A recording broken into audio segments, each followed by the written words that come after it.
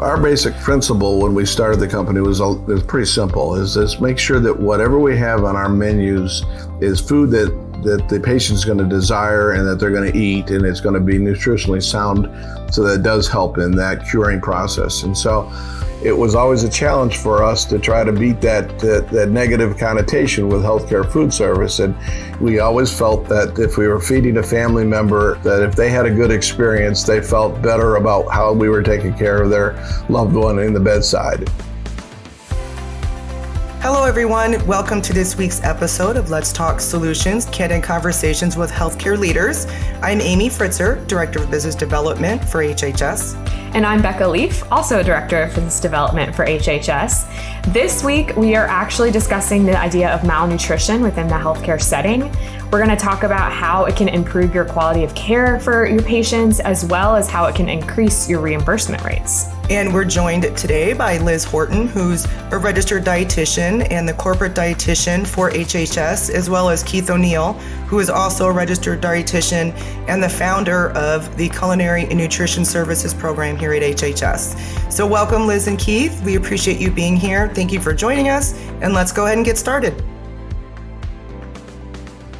Hey, Liz and Keith, thanks so much for joining us this morning. Oh, thanks, Becca. We really appreciate it, and appreciate the opportunity. Thank you. Yes, glad to be here. Liz, so you've been with HHS about 4 years, and as a clinical dietitian, a registered dietitian, and your background as a consultant. How did you get into that position, or how did you grow into that? Well, my very first position when I graduated as a registered dietitian 38 years ago was in a very small hospital, and I was the RD/kitchen manager. And I had the role of not only overseeing all the clinical aspects of patient care, but also in the kitchen, writing menus, checking tray lines, assuring that all of the patients were being fed appropriately. And that is when I think I really fell in love with the acute care setting, the high pace, the energy needed to keep up with the daily aspects of feeding patients in the hospital, and also just the challenge of it all. And I think that's what started off my career in a great step, because I had a lot of good experience in seeing exactly how everything fit together in a hospital setting on the nutritional care of the patients. And so now you are the one managing all of the registered dietitians at HHS, yes, correct? Yes. Okay. So I started out managing one dietitian, and now I manage over 100. So, wow. So just throughout my career, I just think I've had a lot of different jobs and opportunities that have given me a lot of different experience throughout the years, which has been very valuable in growing into this position. Gotcha. And so Keith, you founded the culinary program at HHS a little over a decade ago, or a little under a decade ago. Yeah, it was over July 2010. It was? Okay. How did that opportunity come about for you? Well, it was really it was a great opportunity. I was in the process that had got tied up with the downturn of the real estate crash in 07, 8, 9, 10, and I had retired and put my gold into the real estate market, and it didn't work out too well. So I had to kind of get back to work in 2009. And I had gone back to work for one of the large companies that I had sold my business to in 97. And I quickly realized that I didn't want to stay working with that company. And if I was going to continue on that road, I was probably going to go back and start my own business again. So I was in the process of getting funding and support from 5 other individuals to fund a launch of my own company again. And at that time, I got a call from a representative, Tony Konerman, who was working for HHS, and they were looking for somebody to partner with to launch the culinary division of HHS. At that time, there was a change in the dynamics of the RFPs and the way the market was changing. A number of the business models were including a request for for a company that serviced not only environmental services, housekeeping, but also plant operations and food service and multiple disciplines with the same vendor. Right. And HHS was a singular vendor for 35 years, and they were looking to branch out and expand, at least with a food service offering. And Jim Spry had the foresight to say, hey, we need to start looking to expand our offerings, our core business model in healthcare, and try to expand and develop a culinary division. And he was always interested in somebody that had a little bit of an entrepreneurial spirit, that had already started a company. And my resume included selling a company to a large international company, and he enjoyed that benefit. He thought that brought value to starting and launching a new division with HHS. And so we met and had a great meeting. I met with 4 of the owners of HHS at that time. And within about 15, 20 minutes, Jim decided that he thought we ought to move forward and try to develop a partnership. And so he and I then shook hands, and the rest is history. You had mentioned earlier about the diversification in terms of having to add, because at the time the trend was kind of changing in healthcare, where if facilities were going out to RFP, they were looking at multiple disciplines or multiple services. Why do you think that was? Was it a consolidation effort, or what do you think the main reason for that was? Yeah, I think there was probably a couple main reasons. I think economics was driving it. I think that administrators were thinking if they put at least 2 service lines in a bucket, they might get some synergies and cost savings associated with it. But I think they were also looking at that time to try to consolidate just the motivation and the dynamics of how you manage a team. If you had different team members represented by different vendors, you had different philosophies of management. And so then you had separation of those core values. And so, for instance, right now, patient satisfaction is critical. And it goes hand in glove for a food service worker to work side by side with the same team member on the housekeeping environmental services side, because we can cover each other's backside and we can share responsibilities, and we know that we've got a common goal of that patient satisfaction issue and that guest service. And so it really does make a lot of sense to have the same vendor and have the same philosophy in managing those team members. Yeah. And I think that was driving it. And I think the economics was driving it. And I'll tell you, in the beginning for us, and it was a little bit of a different model, but, it was tough to launch the division because we didn't have a lot of history. And a lot of the accounts that we had with HHS were large facilities, and they were nervous about taking on a new division that didn't have a lot of experience with HHS and food. So we had to start with very small facilities. And at that time, as you know, our first account was a 30-bed hospice. And the way we were able to launch it was that we went in with one director managing both service lines. And it was very competitive because they didn't need to have a separate housekeeping director and a separate food service director. And it was pretty unique. Yeah, quite a shift. Right. And we ended up, over the next 3 years, having a dozen or so of those smaller hospitals where it really made a lot of sense to have one director managing both service lines. And what we would do is typically we would put a food service person, because there was more moving parts on the food side. And then we'd have like a floor tech, a lead housekeeping person, and put all the processes in place on the housekeeping side. And it was really successful. And we still have a number of those that we started with. Matter of fact, we still have the Methodist Hospice account today that we started 10 years ago. So fast forward 11 years, you built this incredible program, and Liz is helping manage it from the clinical nutrition piece of the house. So Liz, question for you. I would love to share kind of the idea behind malnutrition and the benefit that can come to hospitals when they are accurately diagnosing patients within their facility with malnutrition. So just to start, can you explain, Liz, what malnutrition is? Certainly. Malnutrition is really a broad term that is used to describe any imbalance of your daily intake of macronutrients. And so malnutrition is usually referenced to an inadequate intake of proteins, calories, and fats in the diet.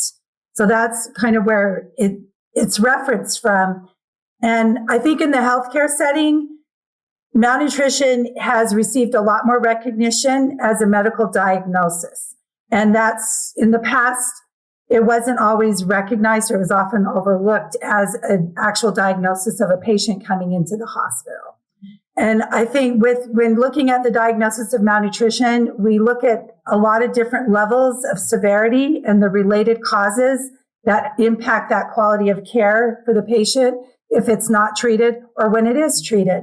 And I think that's where things have really moved with the definition of malnutrition.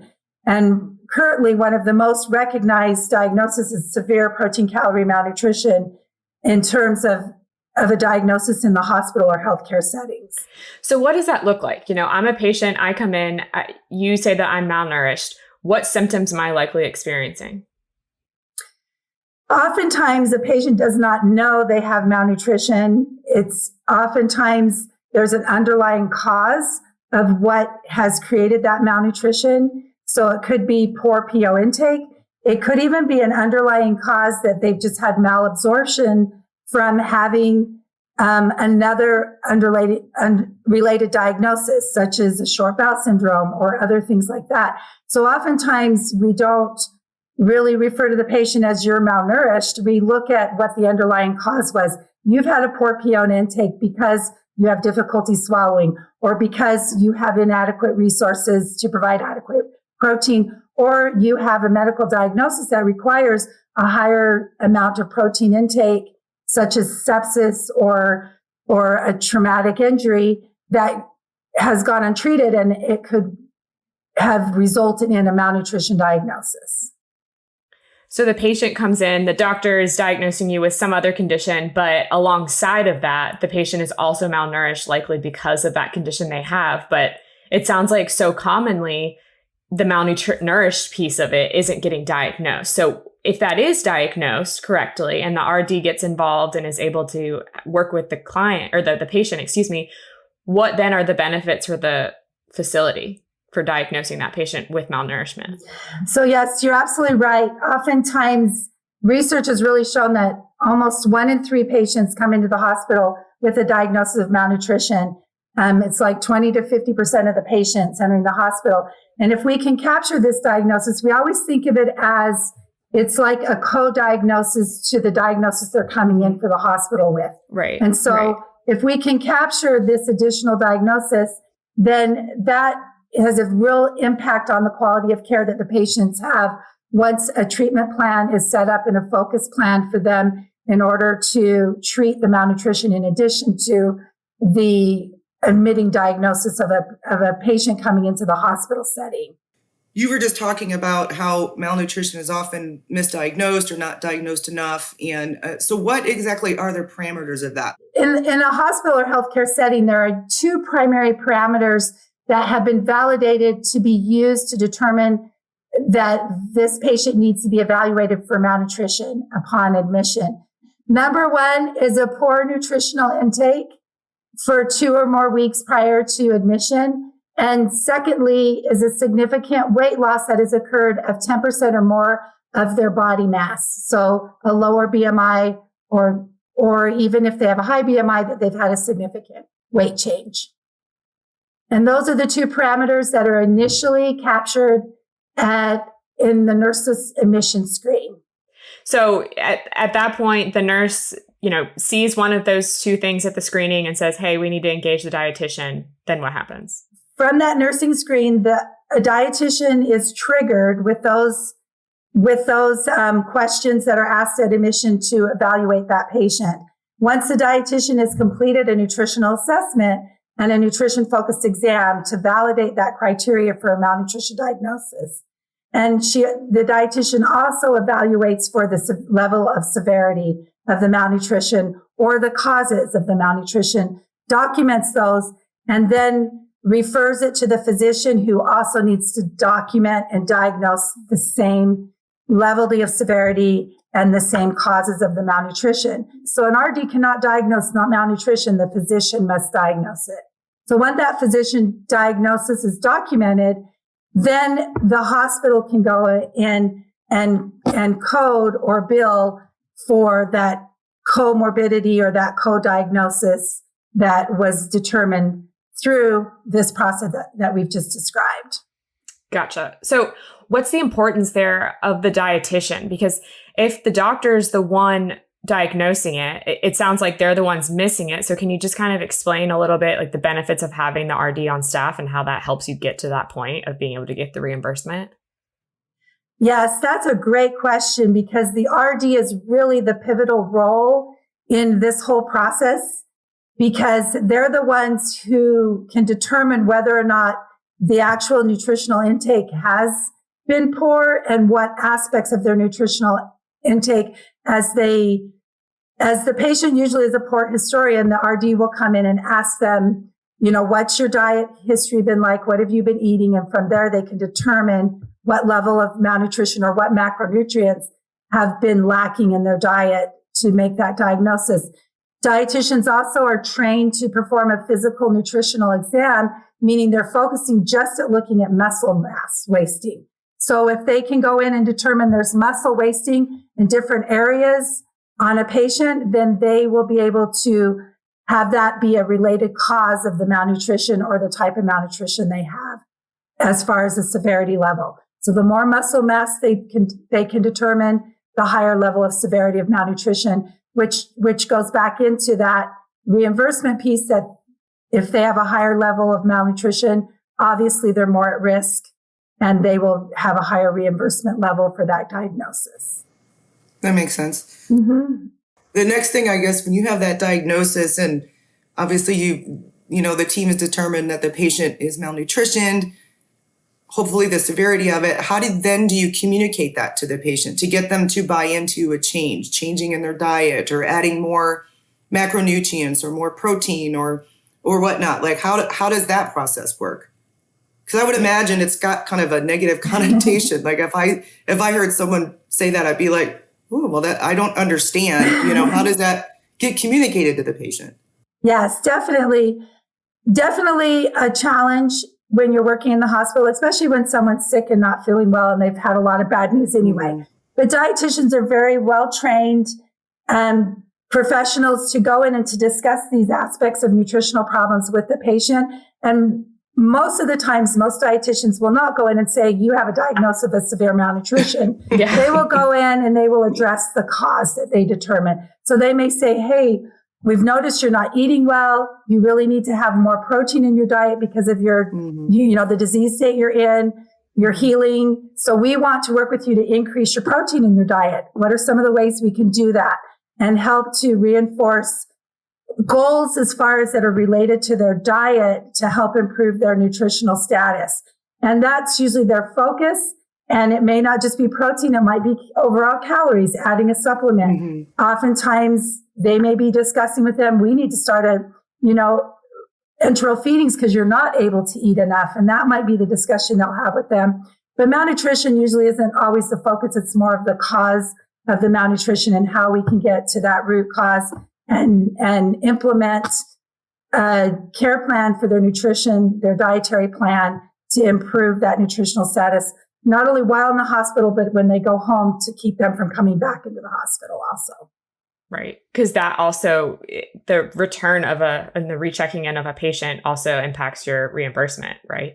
Yes, it does. And that gets back to that reimbursement of that diagnosis. We want to be able to capture it quickly so we can start treatment quickly to improve the quality of care of the patient.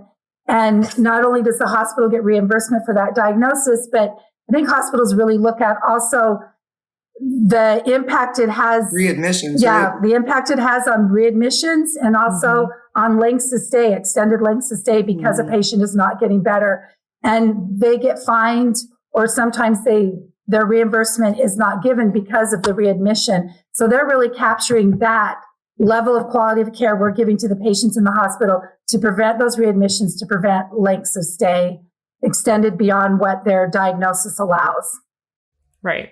And if you're helping them make changes to their diet, it could prevent readmission for other things later down the road, because food is obviously the foundation of our health too, that we so often don't pay attention Definitely. to. If we can improve their nutritional status, make an impact on their lifestyle going home, to prevent those readmissions, then we're overall improving the quality of care for that patient and also improving outcomes for the hospital. Right. Mm-hmm. Well, and so, Keith, at this point, we've talked about the importance of focusing on malnutrition from not only our quality of care, but also from a reimbursement standpoint for hospital and healthcare facilities. When you were building a culinary program, so for anyone out there that is starting a culinary program or it doesn't have malnutrition in their current culinary program, what advice do you have to them for implementing that within their culinary space? Again, I also had my training as a registered dietitian, so we knew that was a basic premise for health and wellness and in curing patients' disease states while they were hospitalized, and certainly continuing that at home. And so our basic principle when we started the company was pretty simple: is just make sure that whatever we have on our menus is food that the patient's going to desire and that they're going to eat, and it's going to be nutritionally sound, so that it does help in that curing process. And so one of the key aspects of our development was that we created a menu concept that was what we highlighted as our chef special.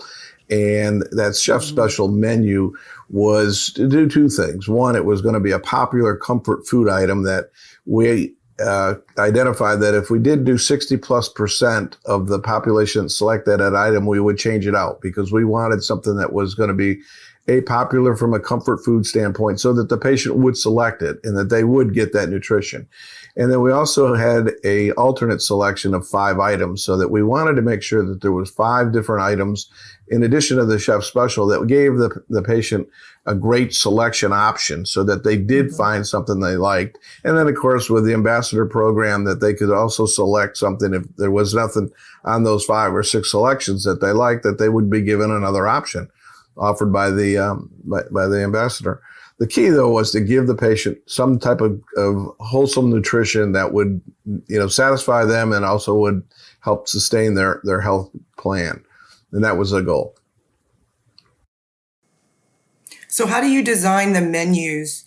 Looking around, obviously patients come in with various issues, underlying conditions, they're healing from, variety of things. So when you're starting the culinary program, how did you design menus? Obviously, you being an RD and then having input from fellow RDs and stuff, designing menus specific to dietary restrictions while also maintaining that there's nutritional value, especially if someone needed, additional calories or more. How did you go about that? Well, we had a base menu that was our regular menu, but then we had the modified diet menus off of that, which was a dovetail from those. But we had a basic standard menu that met the nutritional guidelines, and it had a certain amount of calories, specific amount of calories, fat, protein, and carbohydrates. And there was a standard, and we designed the menus around that. And we would run those menus through a computer program that would identify if it met the standards for the amount of calories, fat, protein, and carbohydrates.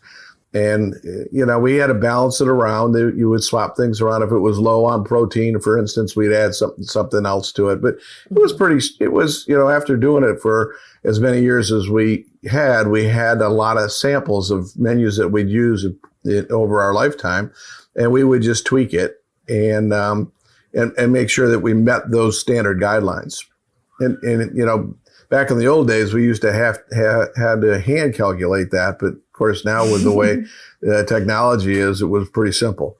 Yeah. Oh gosh, that would take forever to hand calculate. Oh, I did. Liz, you probably remember going back in the old days, calculating that by hand, and gosh, I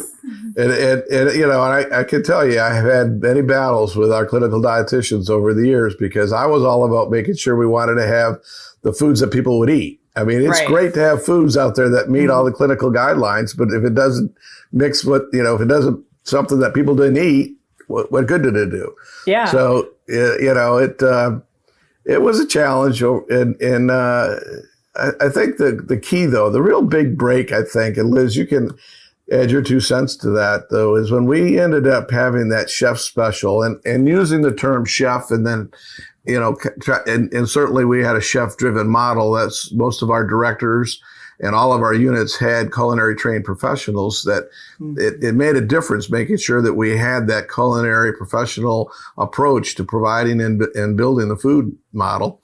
And using the term chef, it just kind of enhanced the expectation of the quality of the food, and it helped.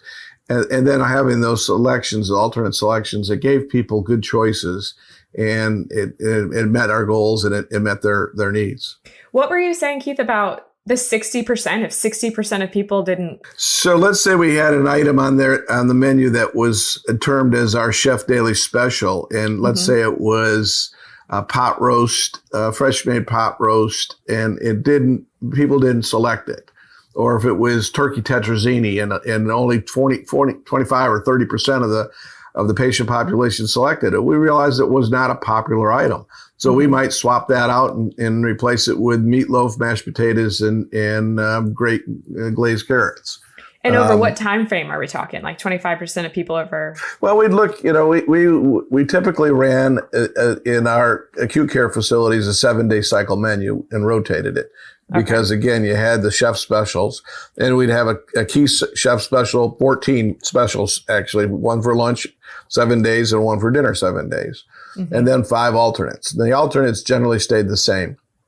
And they were simple, basic foods: turkey club, cheeseburger, grilled cheese, yada, yada.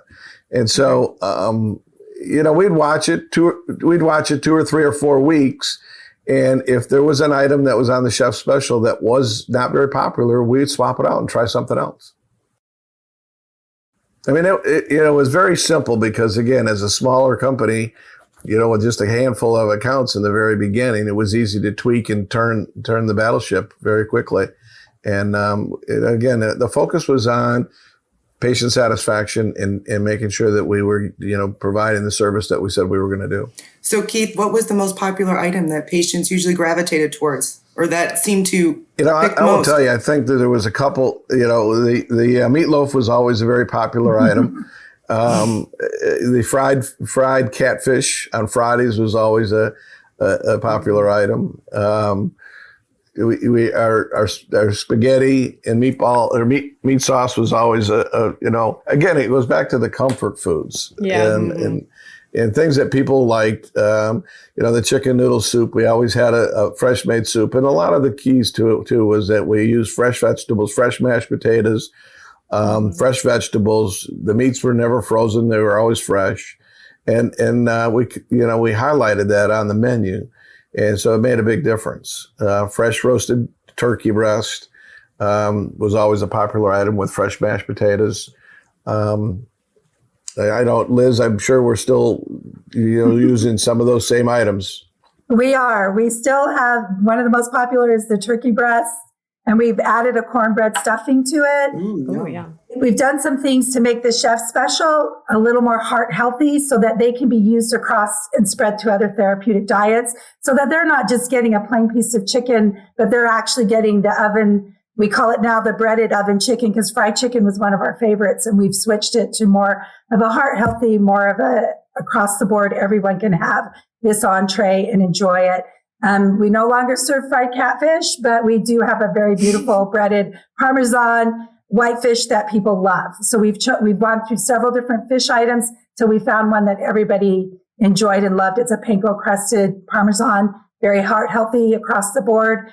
And that's worked really well for our new menus now. So they've evolved through the years to become really culinary delights for the patients in the hospitals now. You got to remember when we first launched the division, our first account was in Memphis, Tennessee, and Dothan, Alabama. And if you don't serve fried catfish on Friday, you don't keep the account. Yeah, exactly. And we do have a few accounts that still want their fried fish. That the dietitians fight with them, but they get it. Well, in retail, it's a must. I promise you. Yeah, retail, it's a must. Well, and I'm glad you said that, Keith, because that's what I was going to ask you next is, most of these accounts have a retail side that, sometimes I guess you might have a patient eating from there if like a family member goes down and grabs them a snack and brings it back upstairs. But for the most part, it's staff from the hospital or visitors to the hospital eating in the cafe. So how did you guys account for both the clinical side, the patients upstairs, and the retail side? Were they the same? Did you have different items?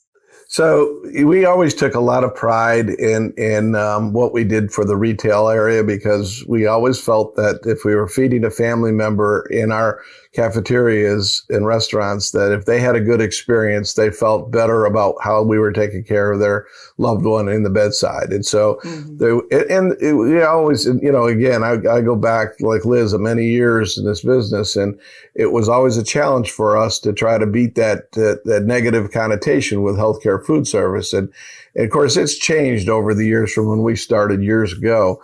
A lot of it driven by the professionalism that we've incorporated with hiring chefs to manage our units. But it was a little bit of a challenge, because probably Liz and you can again comment on it, but I bet more than 50 or 60% of our patients now are on modified diets. And so in the old days, it was pretty much across the board. You try to give as much of the cafeteria retail food similar to what you would feed the patient, so that you didn't duplicate the efforts and cause extra labor components to it. Right. We still try to dovetail and do as much off of that menu as you can. But then there is also, again, getting back to the fact that you have a wide variety of selections, because you want to make sure that staff is satisfied. And that's where you had the different stations, and we had the chef station, the action stations out in the retail. But we did try to serve a lot of the regular food. For instance, the chef special was generally the chef special out in the retail area. Yeah. And I will say, for our patient services, if a patient is on a regular diet, has no modifications that are necessary, then they are allowed to select from the cafeteria menu also, which gives them a lot more options to choose from in their diet also. But they are completely separate menus as far as a patient service and the retail menu. But they do intertwine very nicely. Right. So. Right. Well, I think we wanted to end today with a fun question for both of you. So what I would love to do, because I love nutrition and food in general, I want to know from you, the two of you who are both RDs and have so much experience in the field, where do you go to get your nutrition knowledge? And I'm talking personally, so not necessarily in your job. Like obviously in your job, you have government regulations and things you have to look at. But for you yourself, you're trying to keep up with the industry, you're trying to feed your family. Where do you look to get your info and your recipes? I think right now the world is opened up to a wealth of information on the internet. And I listened to several different blogs. I really like a lot of different physicians who have written books about nutrition. Dr. Ornish is one right now that I'm reading a few of his books. I think it's fascinating to me I enjoy reading success stories of people who have used nutrition to overcome disease states in their their bodies, make transitions and become more healthier, and who want to spread that information to other people. So I enjoy reading those types of books. One of my favorite bloggers is I just forgot his name. Oh my gosh. Oh, it just slipped my mind. It'll come to you. It'll come back to me. But anyway, so I enjoy listening and reading to people who use nutrition to better their lives and their lifestyle. And Ornish, is that what you said? Dr. Ornish. He's read some he's overcome almost near death from heart disease and has totally transformed himself, and does a lot of programs where he brings people in to hospital settings and uses his program to overcome heart disease. Very fascinating program. Yeah. I agree with Liz. I think everybody taps into the internet. So it's just amazing what's out there. And I just recently actually purchased a 3-month program, a keto program. It's awesome. It gives you different menus for each meal each day for 3 months. And it also accumulates or provides all of the recipes for it. So it's really, you get all kinds of great ideas. And it was, inexpensive. And I started reading through it and I said, wow, this is fascinating, because it's really, sometimes what happens is I find myself, I end up finding items that I like to cook myself, and then I end up doing them all the time. And sometimes you don't branch away from that. And all of a sudden I'm looking and reading these things about using mint and different, mint cocoa, mocha frappe. It was like delicious. I'm like, wow, I would have created this thing. It had like 6 ingredients is all, but it was simple. And, right. But I never would have used it if I hadn't tapped into that. And then I also lean a little bit on my daughter's experience. She's, young, 25, but she works with Campbell's Soups, the Petridge Farm division, and they have all kinds of recipes. And that's the grocery stores. I just love it. The higher end grocery stores, you go into any of their meat sections or fish sections, they always have the recipes for the items, and they've got new ways that they're serving these, and they're sampling some of the foods. I think those are great sources for that kind of opportunity, and that's what I use. Oh yeah, the HEBs here, they have their cooking station, and unbelievable. Every week they have the chef there that's doing all those different recipes. They have all the ingredients right there. It's so easy. Yeah, I mean, and it's neat because you know what, you get lulled into what you normally do, and then it helps you come out of your comfort zone and try something different. So it's good stuff. Mm-hmm. What's your favorite grocery store, Keith? I use, where I am here, Publix is so convenient. Mm-hmm. And they do a lot of that too. But I love HEB and I love Wegmans up in the Northeast. Oh my gosh, mm-hmm. They do a great job. And then Whole Foods, but it's a little ways for us to go to Whole Foods. And, it's like a special trip. Yeah. And it's also, whole paycheck, but it's all good stuff. 3 items later, it's $100. It's like, wow. Yeah. You just don't want to buy the non-specialty stuff, but they've also got a great deal. They run specials. If you go in there and just do the specials, it's great stuff. Yeah, true. Do you guys ever go to, do you have local farmers in your area that you ever get fresh meat from or anything like that? There is a place that's called Detweiler's where I live, and they've got a lot of the farm to their shop. And it's pretty cool stuff. A lot of fresh seafood, which is awesome where we live. That's awesome. And then there's a fish market that we get most of our fresh seafood comes right out of the Gulf. It's just, it's too good. It's too good. That's awesome. What about you, Liz? Because you're in cattle country too. Yeah, we are. But my favorite store is actually Costco. Because I have 5 kids, so I have to feed a big family. So, but Costco's always been my favorite, and my favorite time of year is when they come out with their cookbook because it utilizes the products I can get available from them and know how to use them and better. And they've got great recipes in their cookbooks. So these stores do a great job with giving us resources to use the products that they give available. And I know that in Texas here, HEB is a great store. And what I love most about them is their fresh produce. It comes in fresh, straight from, usually a lot of them are from local farmers, and they even highlight in the store, this is from a local farmer. And you can go in there and get great produce. And some of these big warehouses, you buy their produce, it goes bad in a week. Things will last weeks there. And that's how you know it's fresh. Yeah. Right. And that's how you know it's fresh, is when it lasts a long time in your fridge and when you're utilizing it. So I love going to the local markets that serve or cater to the local farmers. Me too. Yeah. Mm-hmm. Well, I could talk about this for 7 more hours because I love this stuff. But thank you guys so much for joining us today. We really appreciate it. Thank you. You're welcome. Thank you. Appreciate it. So, Amy, you know that I'm a nutrition nut and I love this stuff. I think my favorite part, obviously I love listening to how malnutrition impacts healthcare setting. That I think that's something that a lot of people are going to find really interesting and new. Yeah. But the part that I loved, I'll admit, at the end was talking about their favorite food bloggers and food resources. I know, no kidding. When Keith started talking about keto, I was like, what? I know. He's been around a long time. I've known Keith a long time, and I've never heard him talk about the keto diet before. I just thought that was funny. Yeah, exactly. That's why I love talking to RDs, because they're so in the know with what's going on in the industry. Yeah, exactly. Yeah. Well, thanks y'all so much for joining us for this conversation about malnutrition and the importance of nutrition on patient outcomes. Yes, and thanks Liz and Keith again for joining us today. We so appreciate you taking the time and for your insight, and thank you all for listening. We hope you've learned some insight today as well. Be sure to follow us and tune in for our next episode with another healthcare leader wherever you listen to your podcasts. And for more tips in healthcare, follow the HHS blog at www.hhs1.com. Until next time.